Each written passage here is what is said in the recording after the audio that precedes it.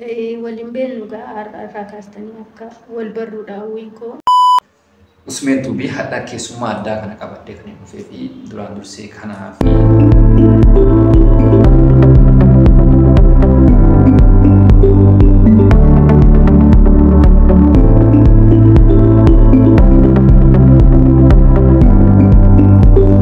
Assalamualaikum warahmatullahi wabarakatuh. Jirra jirtu daawwattoota Usmeentuu taatan. Nageenyi kiyya bakka jirtanitti isin biraa haa jiraatu jecha.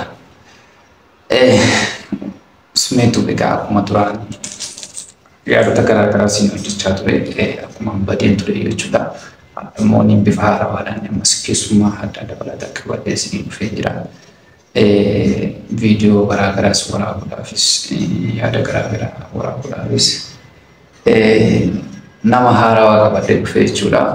Nama haarawaa kana dura immoo osoo nama kana wajjin wal isin barsiisin dura osoo yaadota garaa garaa hin waraabin dura daawwattoota kiyyaa fi hordoftoota kiyyaa nagaan gaafadhaa. Ammas immoo daawwattoota kiyya kana keessummaa kiyya kana wajjinis wal barsiisaa kan hin jedhu dura namni kuni nama akkamii akka ta'e wal isin barsiisuudhaaf eessaa fidee jettanis yoo gaafattan rakkoo qabu. Duraan dursee nama kana wajjin wal isin barsiisaa jechuudha. Gama keessanitti dhufee jechuudha daawwattoota kiyya.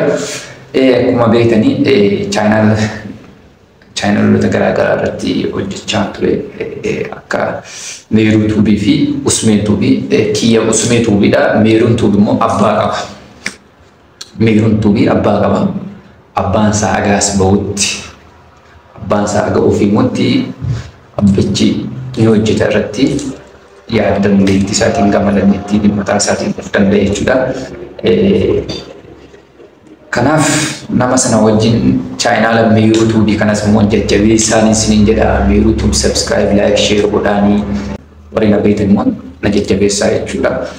Kanaaf keessummaa kiyya addaa duraan dursee gama keessummaa kiyyatti wal isin barsiisaa maqaa ishee eessa akka taate biyya kam akka taate guutuu isin fayyamtu jechaadha.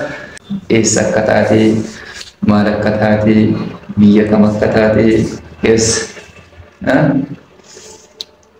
kanaaf daawwattoota Usmeentuu fi hordoftoota Usmeentuu wajjin wal baradha. Akkam jirtu nagaa keessanii hordoftoonnii fi daawwattoonni Usmeentuu akkasumas hordoftoonni Meeruutu jirtu nagaa keessanii bakka jiraattanii waliin beeknugaa har'a kaastanii akka wal barruudha hawwiinkoo.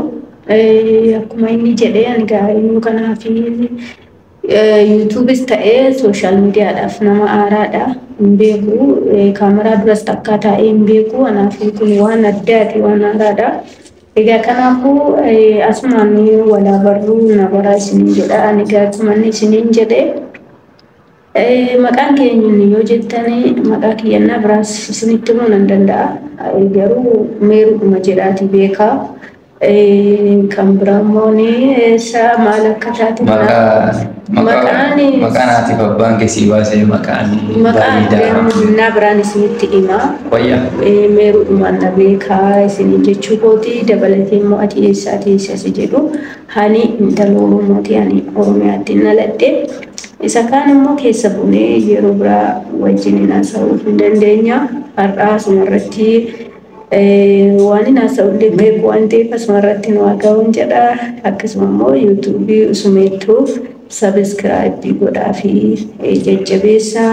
Akkasumas Meeruutu subscribe godhaa jajjabeessaa isiniin jedha. Asumaan galatoomaa wal barnoota gaarii isiniin jedha yaada gama kiyyaan. Egaa daawwattoota kiyyaa hordoftoota kiyyaa akkuma beekamu keessummaan qabadde fi akkuma isheen isin ibsiteetti egaa isheenis kana gama social media kanarratti nama haarawaadha. Waa'ee social media kanarrattis confidence baay'ee sodaatti xiqqoo ishee agarsiis wajji wal barattutti malee naas wajji wal baratte egaa ibni yaada isin bohaarsu akkasumas yaadolee garaa garaa challengeewwan garaa garaa qabattee isin dhuftee yaada.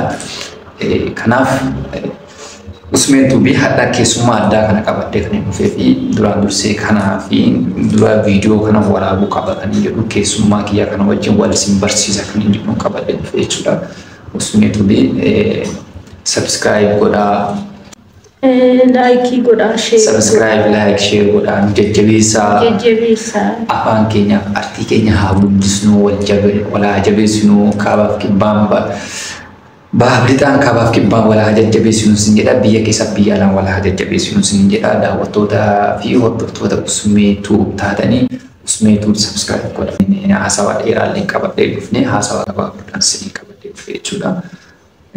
Yaada biraa immoo yeroo biraatiif immoo yaada garaagaraa fi chaalenjii garaagaraa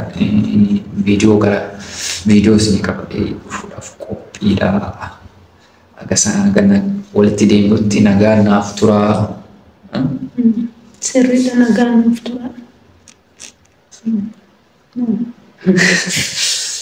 Akkasitti daawwattoota keenyaa fi hordoftoota keenya akka walitti deebinutti assalaamu alaikum warahmatullaahi wabarakaatu. Yeroo gabaabaa keessatti viidiyoo garaagaraa qabadee dhufa nagaan naaf tura.